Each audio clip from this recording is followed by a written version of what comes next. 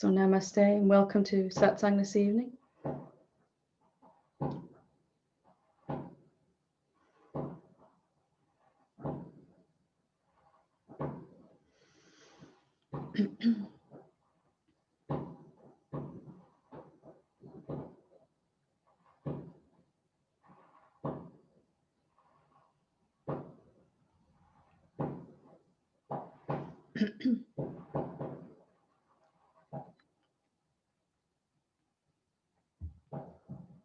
So Satsang is where we come to realize the truth about ourselves and to experientially live as that truth, that one being, to realize our real nature, our fundamental nature is not separate to anything at all.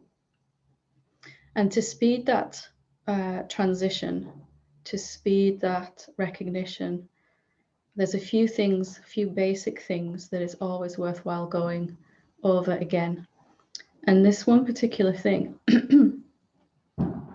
it really comes up over and over and over again. And whether it's our first satsang ever or we've been around a little while, it never hurts to hear this again. So I'm going to spend this evening saying this message.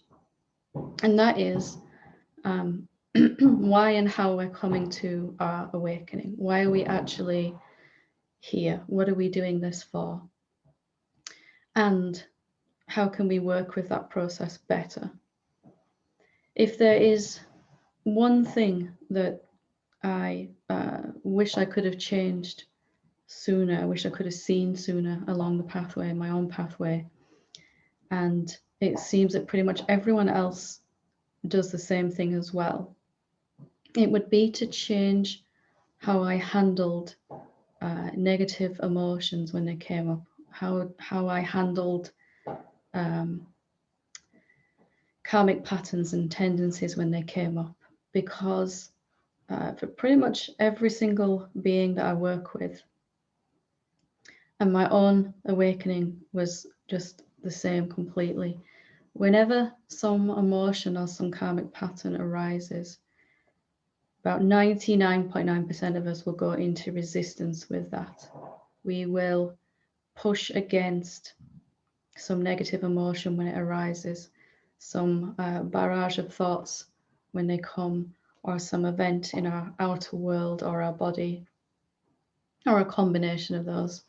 It's really useful to look at why we resist. Why do we push against what is happening in our awakening? And then, because we can come to an understanding of why, we can begin to move beyond that resistance. We begin to experience awakening in a much smoother way. So most of us are resisting this when it comes up at first, these emotions, because we feel we're going to be overwhelmed by emotion. Perhaps there's a lot of things to come to the surface that we weren't really able to deal with as a separate being, when we really felt that our stories about ourselves and other beings were really 100% real, and we'd experienced those over and over. That's left this residue inside most people that needs to be looked at, that needs to be allowed to come to the surface. And most of us resist that because we've really perhaps not ever been taught how to be with an emotion, and we might not know any other way. So when some strong fear or guilt or shame or anger arises, most often what we try to do as human beings is to push it away, either to project it outwards or use it, turn it inwards onto ourselves, or push it back down again. So to begin to mature in our pathway, we have to kind of make a decision at some point, or as it was for me, life just decided anyway, it's time to feel this stuff, whether you're ready or not, whether you want to or not. So it's useful to look at why we keep resisting. Why is it that we do that as human beings? Why do we spend so much time and energy fighting what is? And what is it about these peace, love, and joy that we find impossible to resist? And there's a clue in there as to why we're doing it. If we get to the bottom of this, we can begin to change our orientation towards our awakening and begin to progress much faster. So most people, and myself included, resist an emotion that comes up. You know, if you can picture, you just had this big or this small aha moment. You're just sitting there and something becomes obvious to you that wasn't before. Or you've done some meditation or some kind of practice, and suddenly there's a seeing, something that's revealed that wasn't before, and there's an influx of peace. And you think, wow, this is great, you know, this is just feels so nice, and this is what it's supposed to be like. I'm really getting somewhere now. Now I'm feeling this peace. And then inevitably, at some point, what happens is something comes up in our mind, in our body, in our emotional body to be looked at. And pretty much all of us go into resistance there. We feel that this shouldn't have arisen. This thing that's arisen, this fear, for example, is disturbing that peace. And we may even begin to feel that we've lost that peace because this emotion is surging. And most of us decide at that point that the presence of this emotion or thoughts or this karmic pattern that keeps going round and around, that is evidence of our failure to wake up, to embody this realization that we're having. So we have a seeing, or we have some kind of breakthrough, let's just say, or a deeper meditation than we've had before. And we're enjoying that, we feel that we're getting somewhere.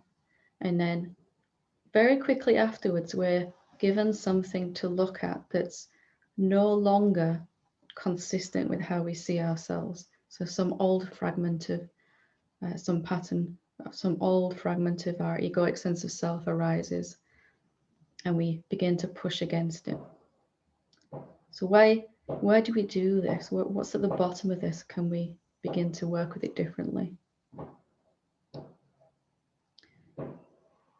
So if we believe inside that we are a separate being, and we're coming into satsang to try to wake up, to try to make ourselves whole, to try to fix our problems, if we're trying to find some truth that seems to be outside of us even, then when these patterns arise, these emotions arise, it's going to feel like evidence of my failure. It's going to feel like I'm failing at this awakening. And that's why we push against what is, whatever's arising in this moment. So from our egoic perspective, our sense of being a separate being, when something arises, we've got no choice but to push against it, because it means that we're not there yet. If you check this out in your own experience, when some emotion arises, some strong emotion arises, you'll probably, if you get really honest and deep down, notice this little feeling, this should not be occurring, this should not be happening. I just found this kind of contentment and happiness and peace, and then this thing arises and gets in the way.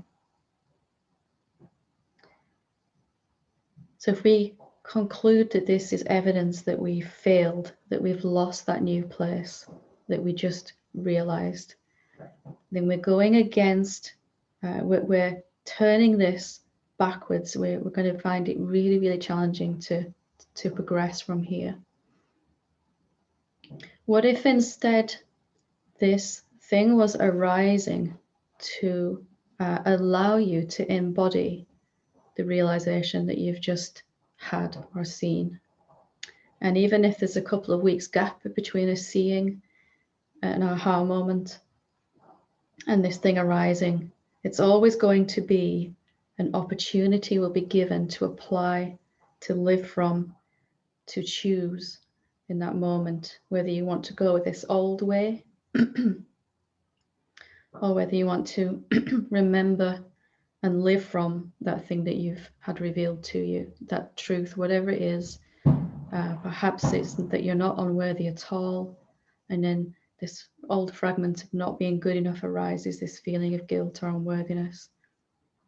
If we immediately decide when that arises that it means that we are not getting it right, or awakening, that we've failed. I had this seeing and then I've lost it. And we're going to feel disturbed inside, and we're going to be pushing against this thing that's arising, saying, no, you should not be arising. I want to go back to how I was before. But if instead we can say, okay, maybe it's arising because I'm succeeding, because I've had this seeing, and now been given this opportunity to apply it, to choose to live from it, to choose to embody what I've seen.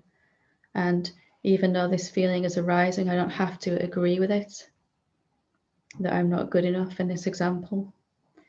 And I also don't have to push it away. I can just look at it and say, is that really where I want to keep choosing to live from? So as a separate being, when we feel that we're separate and we're trying to get back home to this real nature that we are, then every time something arises inside that we'd rather not be there, we're going to push against it because we feel it's evidence that further evidence that we're not there yet. We're not where we want to be. And if we have to wait for all of these things to stop arising before we feel that we're home, before we can realize what we really are, then it's never going to come to an end, because we'll be so sure that we're failing, and we'll be so sure that evidence of our awakening will be when these things stop coming. But maybe the evidence of our awakening is when these things are coming and being welcomed as much as we can in this moment. If we are, after all, this one being that has manifested in all of these forms as human beings and everything, then maybe this thing that's arising, this emotion I don't like, this situation I'd rather avoid looking at, or this pattern that keeps playing in my life, is coming up because I've seen, to whatever degree I've seen, that I am that self, so that I can begin to heal it with my new perspective. Almost as if all of our thoughts and emotions and bodily tensions are kind of like little creations we've made over all this time that we've believed that we were separate beings. All this has come from this wrong idea about ourselves, and now is coming back towards our light. It wants to wake up too. It wants to come back to peace too. If we can see it from this perspective, if we can begin to recognize that all of this is coming up because we're succeeding, that everything that is us, is not just this formless reality, but also how it's appearing too. You are appearing as this fear, you are appearing as this guilt, as this anger, as these thoughts, as this tension in the body, or whatever way that you're arising in this moment. And then maybe the reason for this lifetime even is to heal this stuff. It's a whole different way to come to your awakening, isn't it? That maybe it wasn't enough for me, it isn't enough to just see what I am. I want to also be it. I want to embrace it so completely that it's reflecting in every aspect of my life, that I want to come back and allow these things to shine into the light that I am, that I've seen myself to be, and allow them to come back to peace. What if every single negative emotion was just on a journey back to peace also, that needs our permission to be transmuted, to be felt by the body, and our body to begin permission and then to allow it to come back to peace in its own time.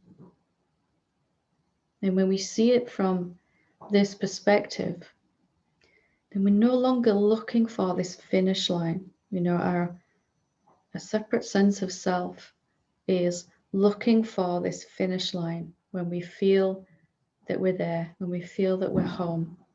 And it says, when all this stuff stops coming up, then I'll feel enlightened. Then I'll feel worthy of awakening. Then I'll feel I've done what I had to do, that I've reached this finish line, I've achieved my goal, and I'm there now. But it really isn't like that in reality. And the more that we see what we really are, that we are already that loving awareness, that loving presence, and that perhaps we have this body to begin to heal this stuff, that maybe that is the highest purpose of this lifetime. And the first step in that is to recognize consciously what we are and have always been, so that we can see that these stories about ourselves are simply not true, that we've never been unworthy, that we've never been a separate being, that life can be peaceful.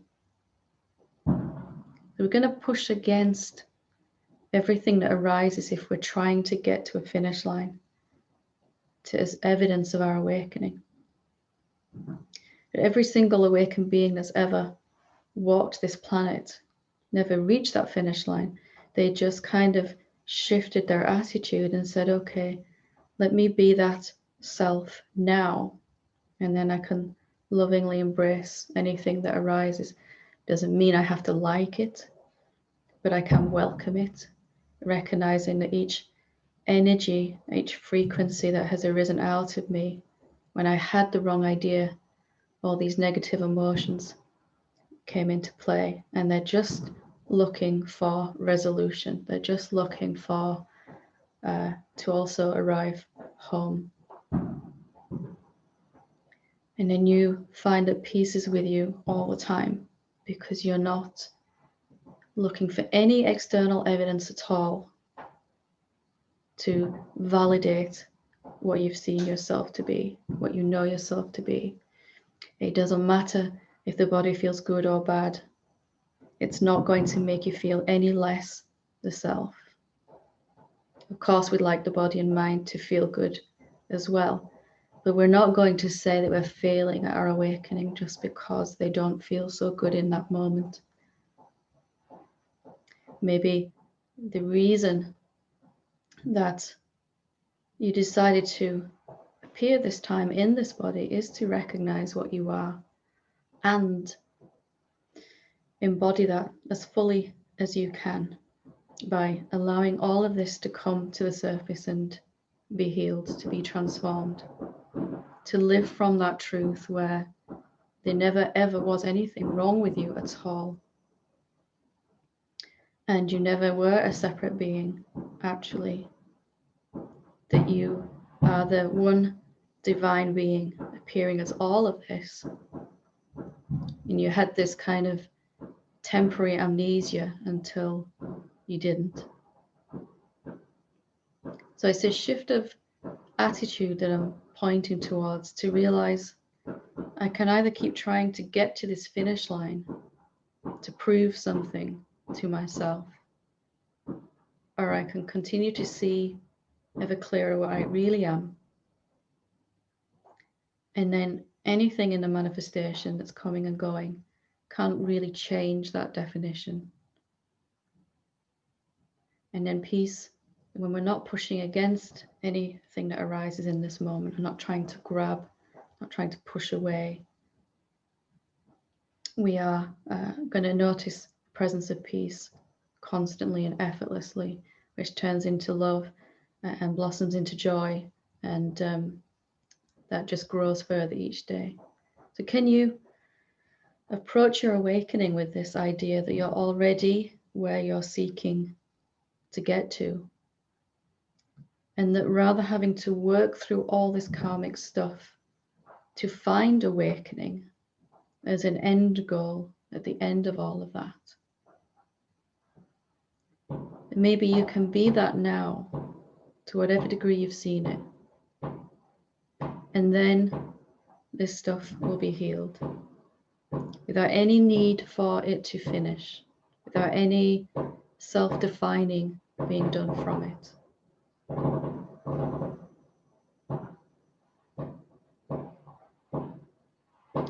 What happens then in your life when you stop resisting this moment?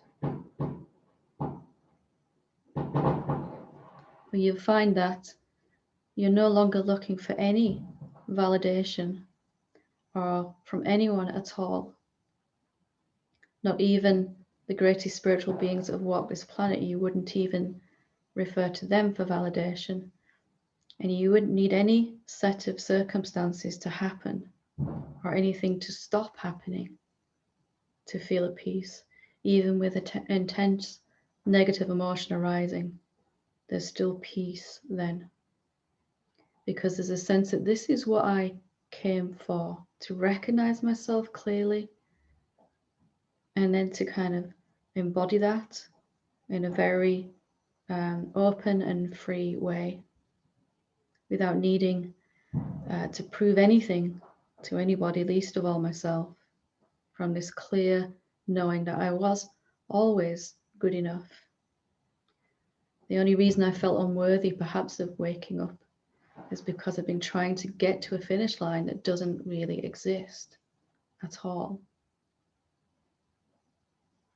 What if for the rest of your life you would just lovingly heal these energies when they came up by looking at them, accepting them, but understanding that they're not true? The story behind them isn't true, never was. And in that they begin to evaporate back into peace. And that you never left that peace the whole time that was going on. And everything that came up to be kind of made whole into your light, your awareness, your compassionate, loving presence was just viewed from this place of peace and joy. And you didn't need anything or anyone to tell you what is stunningly obvious in that place. So it's a kind of different way of looking at your awakening. I spent a very long time trying to reach that finish line, and an unbelievable amount of energy pushing against things that were arising, pushing against emotions, because they were evidence that I'd failed. I'd lost the awakened state. I had it and then I lost it because this thing came up and it shouldn't be happening. But in the embracing of what arises, by knowing that it's arising for a reason to help me embody this,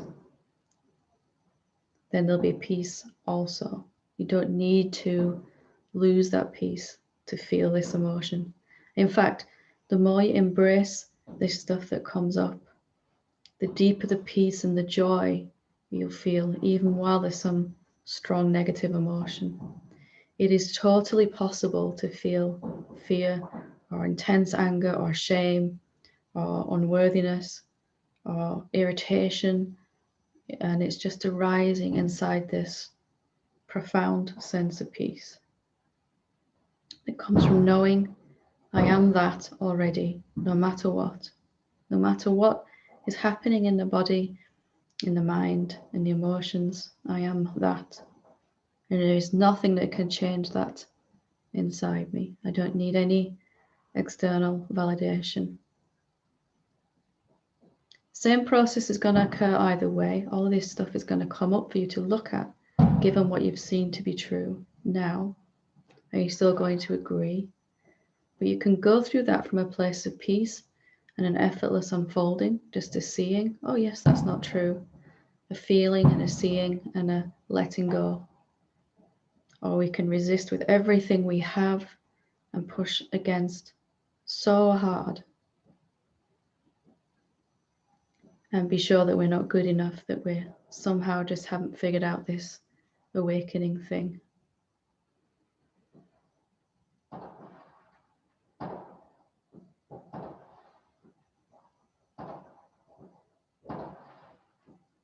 And this is something you can step into right now in this moment. You can decide right now that nothing that happens in your internal environment or your external world is going to make you define anything about yourself. What happens, happens, and you are what you are. And you'll be much more equipped to handle what happens based on the knowing of what is true about you, based on that unshakable conviction that is beginning to grow inside. There is nothing that you could achieve or become or do that can make you any more the self than you are in this moment. And we can simply decide to stop using any other evidence than our own seeing inside of what we are.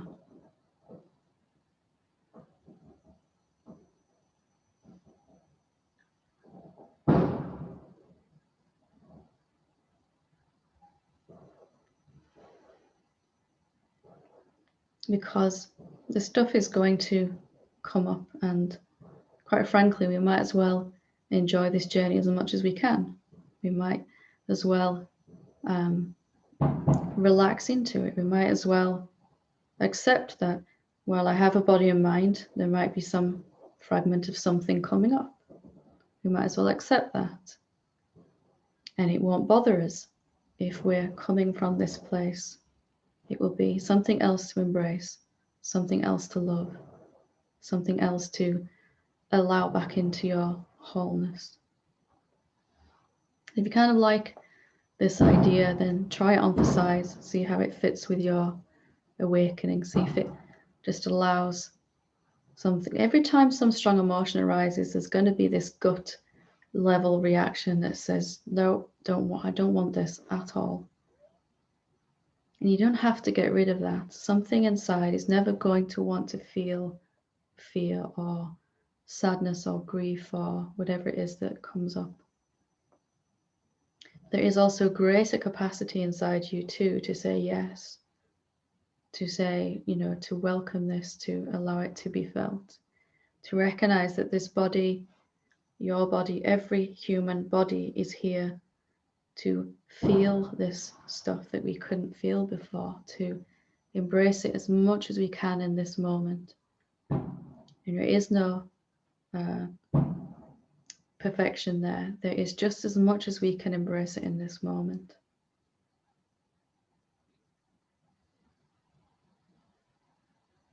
And you begin to enjoy the journey. You begin to feel that you're living a life of purpose and passion. You'll begin to feel that you are recognizing that divine love that you already are, that sense of what you really came here for, actually. You came here to recognize what you are, but also as an act of love to kind of allow this stuff to heal.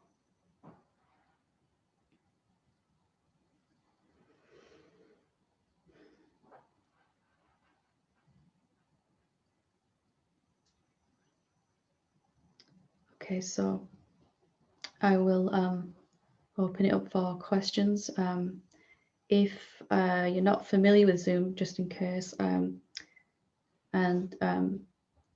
it's been made clear to me as well that sometimes the participant section isn't always visible. So if it isn't, just wave your finger around on the screen and the participant section will come up. So if you want to ask a question, click on that participants list, and at the bottom of it there's the option to raise your hand. It'll stick the little blue hand up so that I can see that you're wanting to ask a question or share something.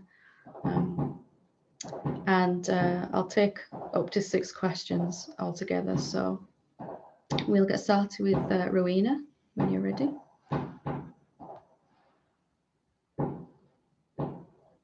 I think you're still muted there. Yeah.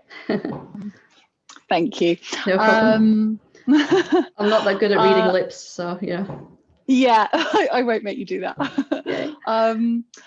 I have noticed something coming up for me before, but it's coming up for me over the last day. I've been working with a teacher, and I'm feeling very, very connected, which is a really lovely feeling. But then there are some thoughts that are coming up which I want to push down in my experience, which are kind of attacking the teacher for basically, I think my understanding of it is that there's, and it's not something that I believe on any level, but the thoughts are kind of, my understanding is that there's a fear of being loved or of receiving love on some level, and that there are these thoughts that are then kind of demeaning somebody for being able to show me that. And although I'm obviously aware of that, or I have a kind of an understanding that I'm not those thoughts, I still don't want them to be there and give them power, but I don't really know what to do with them. It's useful to firstly recognize, as you've said really, really clearly, there's some kind of fear there, isn't there, about, and there was rather for me, and pretty much everyone, we start to kind of touch upon this immensity of love, and something inside goes, yeah, and then something else goes, oh no, like, no, this is not a good idea. And that can be quite surprising, can't it, when that first comes up? Like, I've been wanting this awakening, and now it's happening, and I'm like, something inside is now pushing against that. So exactly.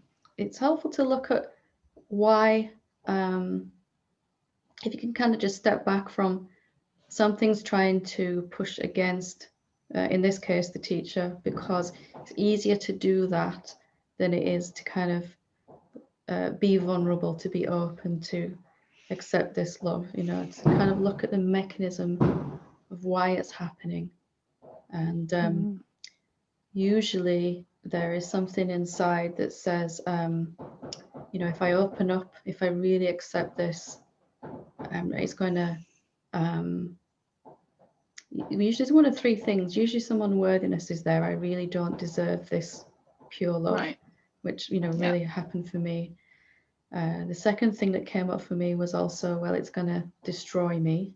I had seen that I wasn't this egoic sense of self, but it didn't mean that the egoic sense of self got the message that it was safe. Right. Yeah.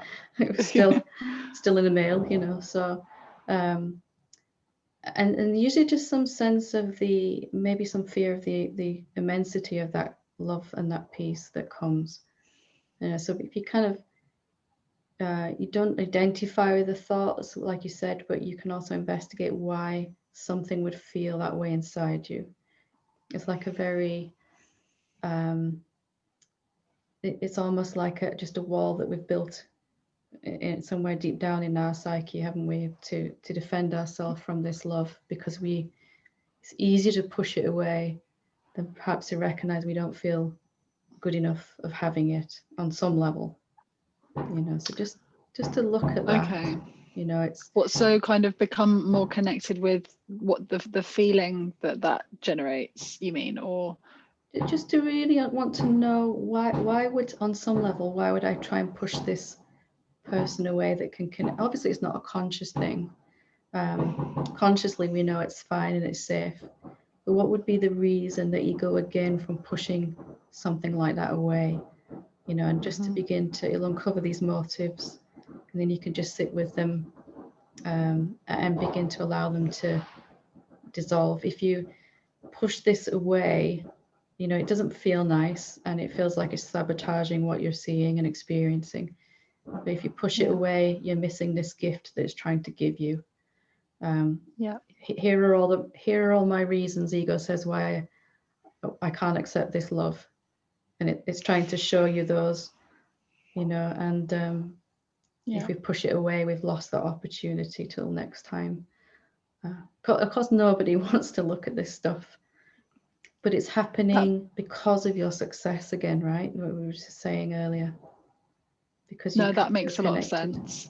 Yeah, and because I think there was a lot of stuff that has released already, and then it does feel very vulnerable. So yeah, we've been all kind of conditioned to believe that being open to being sort of this in this innocent place of love is a very bad thing, because somewhere back in our history as a human being, it's been proved that to be open to love was painful, that we didn't get it when we needed it, we didn't receive it when we wanted it, we felt we had to earn it and all of these other stuff. But this love of the self is a different thing, isn't it? It doesn't have to be earned or deserved. It's just there. And just to take down these little walls that are there to it by understanding why we're kind of pushing it away. Yeah. Okay. Good. Thank you, Helen. Wonderful. It's very common. Yeah. Lovely. Thanks very much. You're welcome. Okay, David. Hello, Helen. Hi, how you doing? I'm doing great. How are you doing? I'm doing well, thanks. Hope you can hear me over the noise that's going on outside.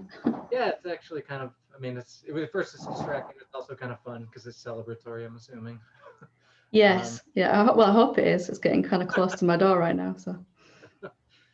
Well, I just had a quick question because of what you've been talking about today. You know, when I think of the unworthiness thing, and, you know, I think that sometimes when you get into the place of confusing like the self-improvement project with awakening, you know, and and thinking about that, it's like when there's clarity, it can be kind of obvious that those are kind of two different things, the two different lines of development. But when you're in the muddle and in the confusion, often it can feel like they're very related or even causal, you know. And for instance, for some stuff, like I have some patterns in my life that I've struggled with, and you know, you've shared some of yours before of sort of you know, cravings and addiction and these things. These are things that I've history with, that I've struggled with, and I've been both in them and out of them multiple times. And in leaving the actual any kind of physical problem alone, one of the things is it's a very just direct way of, it's a real big example of like pain and aversion. Yeah, I mean pleasure and aversion, seeking. And I found in some ways it's not really different from all the subtle things one does in one's life to push away what's painful and to seek what's pleasurable. It's really the same kind of pattern amplified. And for myself, I found that like sometimes looking very deeply and letting those patterns arise without trying to change them, but rather out of curiosity, being deeply interested in them, you'll have a moment of clarity where you see really some of the stuff that's actually underneath them. And that releases them to some extent, you know. But then there's also habitual patterns, karmic patterns that come up, and you have to use some. I found success in using some energy to you know, fight an old pattern until it dissipates. And I'm just, you know, and I don't, that was just one example, but I see in so many little ways throughout the life where I'm fighting these patterns, I'm choosing to do battle with some of them and not. And I was wondering if you could say something about, is it just like a shift in attitude in terms of like, when I don't want to like not work on self-improvement, but I don't want to, you know, convolute it into the awakening process either. If you had anything to say about like, is it just an attitude of how we hold those things, or where do you sort of draw that line between being active and then not being overactive? You know, does that make sense? Yeah.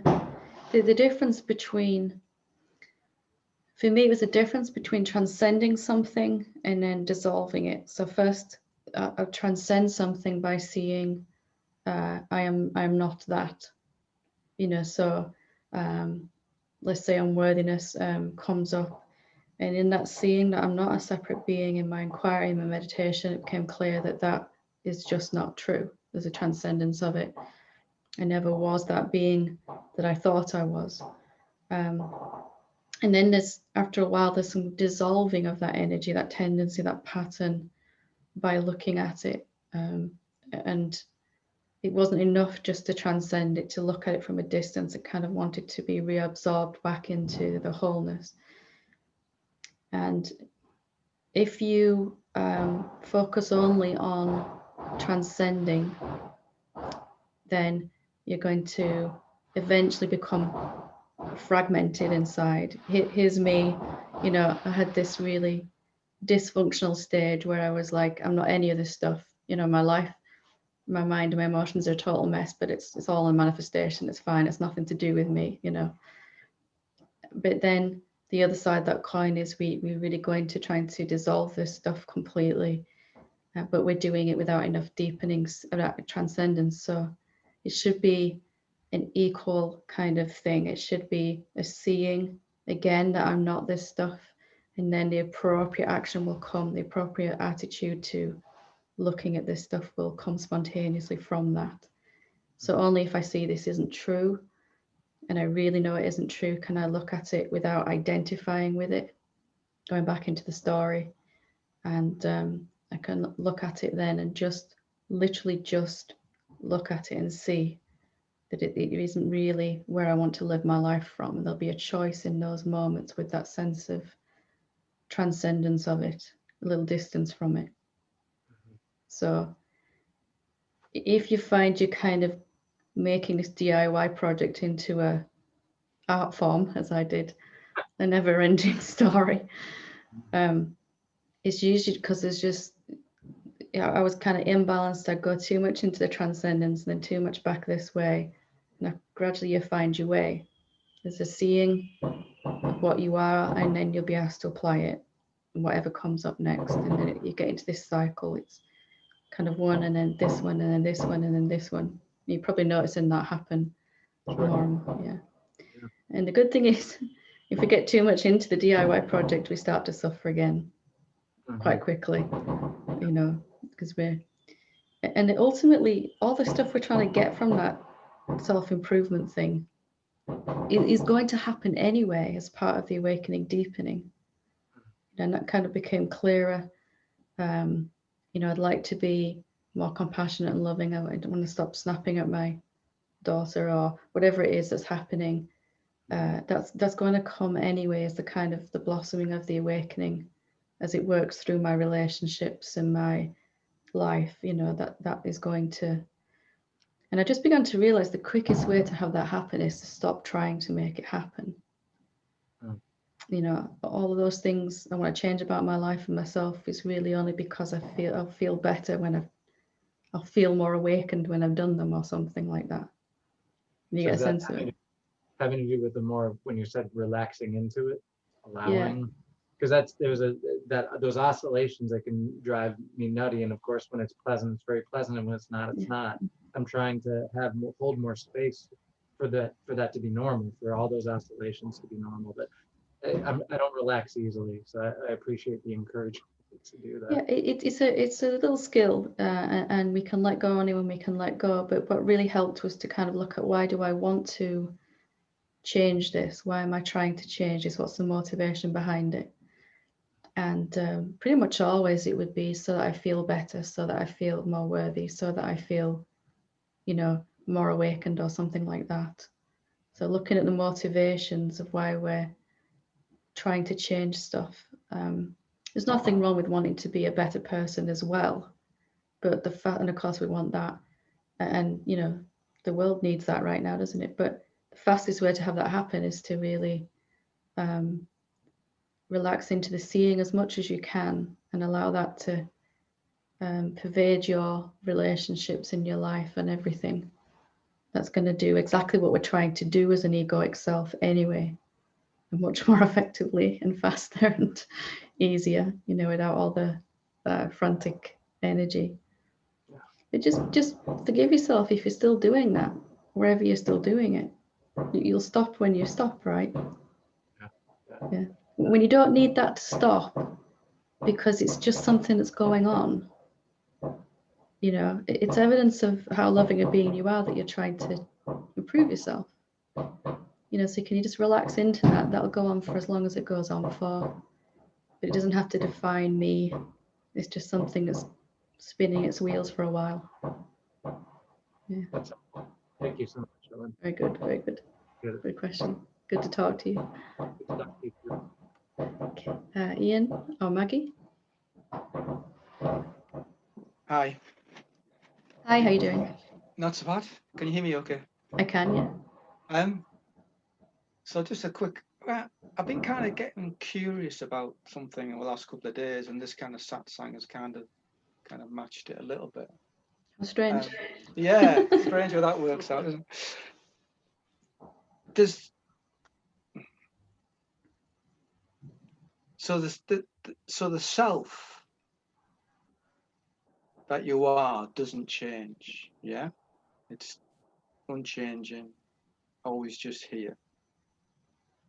And yet the beliefs and opinions that a particular person has can change. How you react to things can change. Because I noticed today I was doing something that potentially could have invoked me throwing my pram, not the pram, rattle out the pram. Yeah. And I noticed it didn't quite. I could It was a feel different response.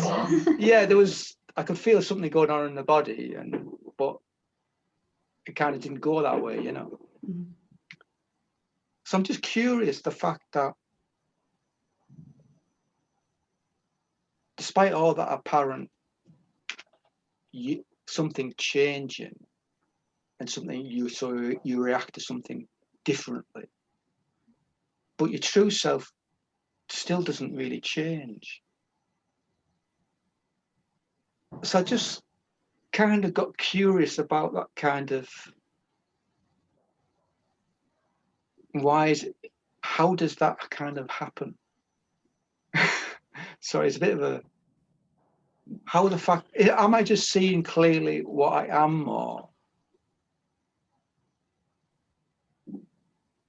which invokes a change in behavior without changing the self? You could say that the self, as it recognizes itself, as it's seen again and again that I'm not at all what I thought I was, and that everything I feel is wrong with my life is based on these stories I've been telling myself about who I am and who everyone else is and what all of this is. As you see clearer and clearer that those stories just aren't, everyone has their own bunch of stories unique to each individual, and as you see that those stories aren't really true, and it gets clearer and clearer they never have defined you, then there's a kind of a letting go of the importance of them. Less and less are you pushing against them, trying to get rid of them, and less are you able to believe them as well. So this idea, the example we've been using tonight is I'm not good enough, I don't deserve happiness, or whatever we're feeling. Less and less are you going to be able to believe that as you see what you really are. But also less and less are you going to be pushing against it, trying to get rid of. Most of us are so busy trying to feel worthy that we never stop to question if it's actually true we're unworthy. So as you kind of see more and more, but that's just not ever how it's been for me, actually. There's a kind of just a letting go of the stories, which allows for a higher manifestation of thoughts and emotions and physical actions that correspond with, that are coming from, arising out of that emptiness of your being that doesn't need to prove anything to anyone. Yeah. Or at least of all yourself. It's just the relaxedness that comes from that, isn't there? Yeah, because I think maybe a while back I would have seen what happened today as quite like, oh, I'm getting better at handling this, I'm getting better at whatever. But the reality is I'm not, because you're not, I'm not changed. You're also, the self is arising as that human being, isn't it? Appearing as that human being. So you are and you aren't.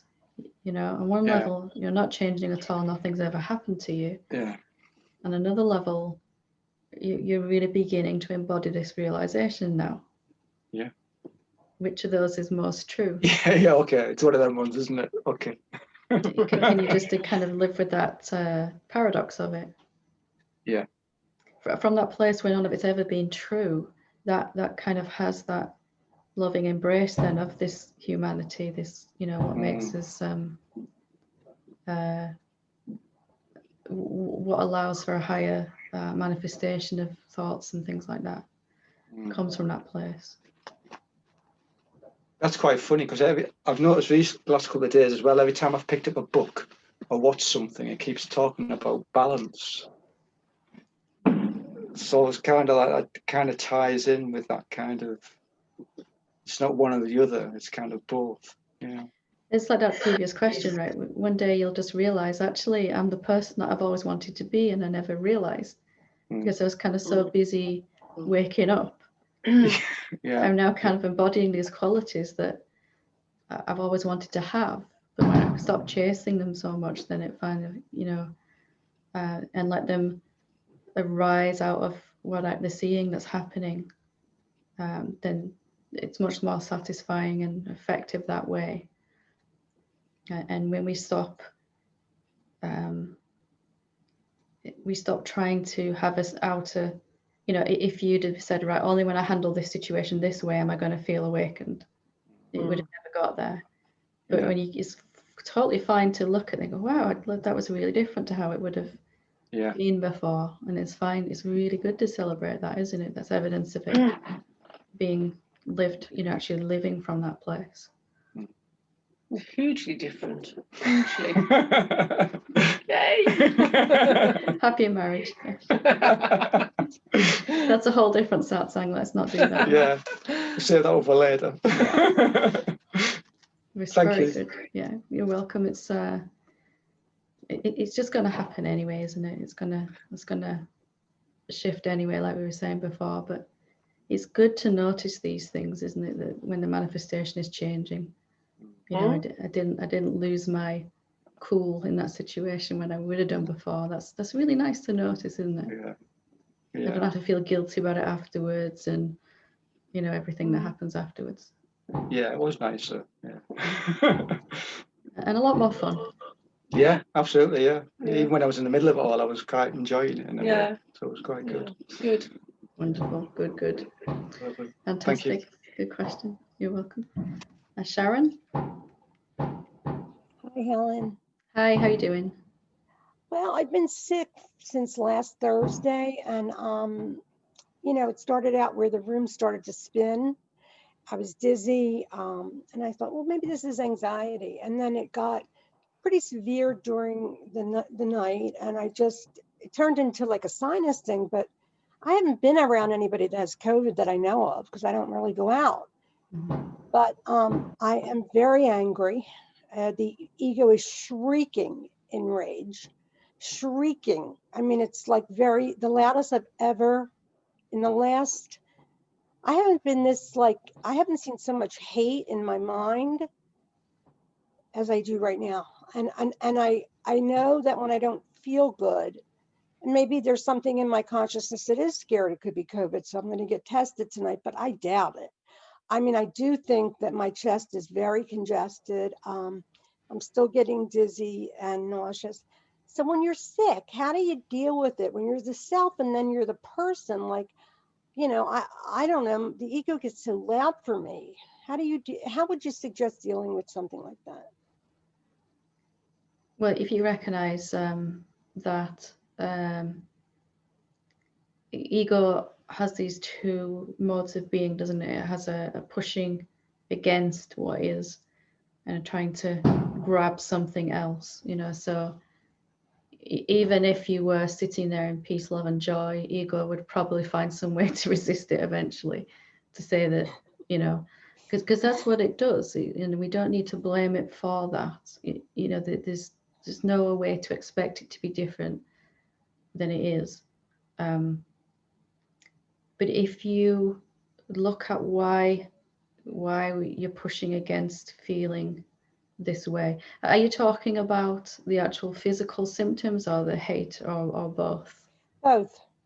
Okay, so they're happening both, and they're not happening towards me. They're happening towards the election. And I'm not going to lie, I've done the statement process, but I am feeling weak and not motivated, and that makes sense to me because I don't feel good.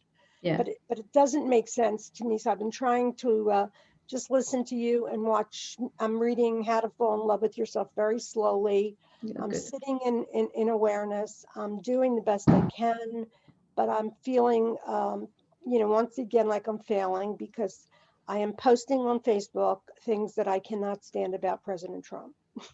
So And it's not nice because the thing is, okay, President Trump is me. He's in my mind, so isn't that my self-hatred? let's just go back to the basics here.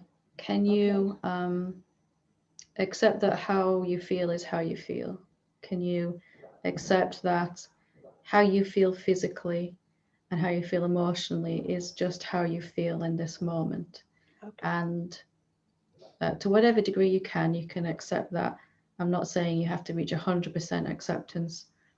And also with that, there's going to arise a desire to feel better emotionally and physically. Can you accept that and allow that too? That's going to be there, isn't it? And also, last but not least, by any means, can you accept that this doesn't change who you are at all? What's arising in the body and the mind is not evidence of what you actually are, who you actually are. That has to be the place. If we start from that unconditionally loving place of ourself, that no matter what I'm thinking, feeling, experiencing in this moment, whether it's pleasant or unpleasant, loving or less than loving, let's just say, then it doesn't define who I am. It doesn't change me at all. What I am is already this self, and it doesn't make a difference if I feel like the self or not. Of course, you would like to feel better, but it's not actually changing who you are, is it, right now? No, and also, like, I wondered, when you get sick, do you ever go back into the ego, or you don't? I don't. I shouldn't compare myself really, because it's really an inside job. You're in me, but I ask you anyway. There is whatever arises now. There's no ability to resist it. That's probably the difference. If you look at why you're suffering in this moment, it'll be because you're saying this should not be. I should not feel this way physically. I definitely shouldn't feel this way emotionally. I should be beyond this, right? Something like that is probably going on inside. I should be more loving. And all of this is a self-negation. I'm not saying you have to stay in hatred for the rest of your life. I'm saying, how is that going to shift and change and start to transmute if you're pushing it away with everything that you have?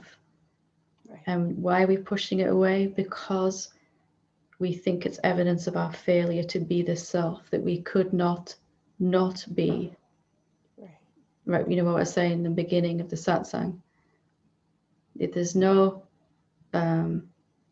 validation, no state of body and mind that can make you any more the self than you are already.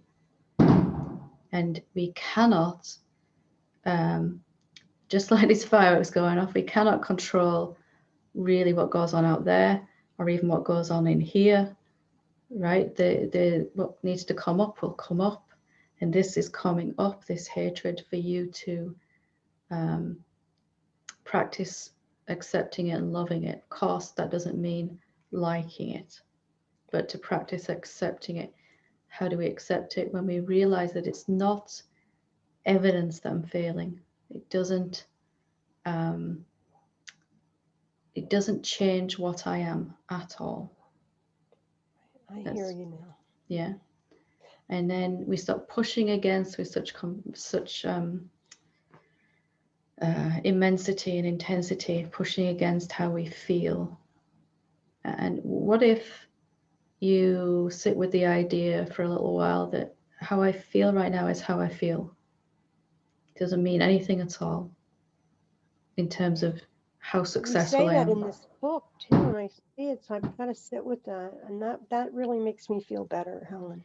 There is no way to get to the awakened state by having your mind and body feel a certain way all the time. It's got to be the other way around. And I recognize I'm already that right now, no matter what's going on inside and outside the mind and the body and the emotions and the world. When I have to stand in that place first, that I love myself unconditionally first, meaning I won't allow anything to define what I think myself to be, that's not in question. You know, I am already that right now, and no set of circumstances is going to define that. You know, awakened beings tend to experience peace, love, and joy constantly, but that came after this unconditional acceptance. It's a symptom of this unconditional acceptance. You know, if we all had to wait for peace, love, and joy to be the evidence of what we are, we'd never get there that way.